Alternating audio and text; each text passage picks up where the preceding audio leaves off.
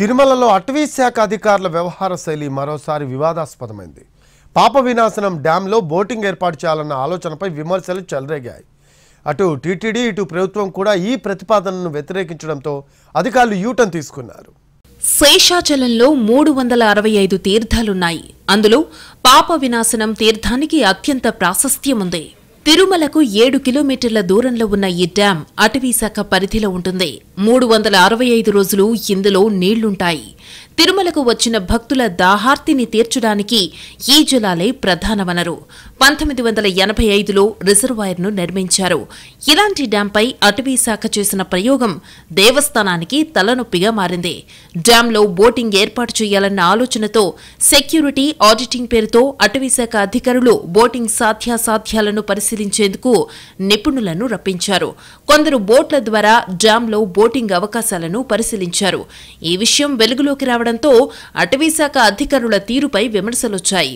భక్తులు, టీటీడీ, రాష్ట్ర ప్రభుత్వం ఇలా అన్ని వైపుల నుంచి అటవీశాఖ అధికారుల ప్రతిపాదనకు వ్యతిరేకత రావడంతో బోటింగ్ ప్రయత్నం నుంచి వెనక్కి తగ్గారు. టీటీడీకి ఎలాంటి సమాచారమూ అందించకుండానే అటవీశాఖ అత్యుత్సాహంతో ఈ ప్రయత్నం చేయటం విమర్శలకు తావిస్తోంది. ఇంతవరకు తిరుమల చరిత్రలో ఇలాంటి సంఘటన జరగలేదని మాజీ టీటీడీ చైర్మన్ భూమన అంటున్నారు. ఓఎస్ఎస్ ఫర్టిలిటీలో టెస్ట్, ట్రీట్మెంట్స్, థెరపీస్ అన్ని scientifically design in the good hands of science. Mummy daddy అవ్వాలంటే ఓఎస్ఎస్ కి కాల్ చేయండి. ఇంతవరకు తిరుమల చరిత్రలో ఇలాంటి సంఘటన ఎప్పుడు కూడా జరగల. అటవీ శాఖ సిబ్బంది ఏమో ట్రయల్ రన్ కోసమని, టూరిజం స్పాట్గా చేయటం కోసమని వాళ్ళు చెప్పినారు.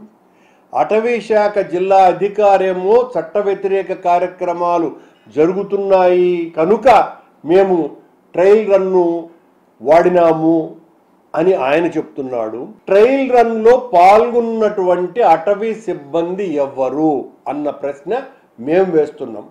తిరుమల పర్యాటక క్షేత్రం కాదని, పవిత్రమైన క్షేత్రమని టీటీడీ పదే పదే విజ్ఞప్తి చేస్తూ ఉంటుంది.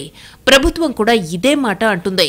సీఎంగా చంద్రబాబు బాధ్యతలు స్వీకరించిన వెంటనే తిరుమల ప్రక్షాళన మొదలుపెట్టారు. అందులో భాగంగా ఇటీవల అలిపిరి ప్రైవేటు హోటళ్ల కోసం కేటాయించిన స్థలాలను రద్దు చేశారు. ఇలా ఆలయ పవిత్రతను కాపాడేందుకు టీటీడీ అడుగులు వేస్తుంటే అందుకు అటవీశాఖ రూపంలో అనవసర వివాదాలు చుట్టుముడుతున్నాయి. అటవీశాఖ అధికారులు ఇచ్చిన వివరణ సహేతుకంగా లేదని టీటీడీ విజిలెన్స్, పోలీసులు మండిపడుతున్నారు. చేసిన తప్పును కప్పిపుచ్చుకోవడానికిచ్చిన వివరణ మరో వివాదంగా మారింది.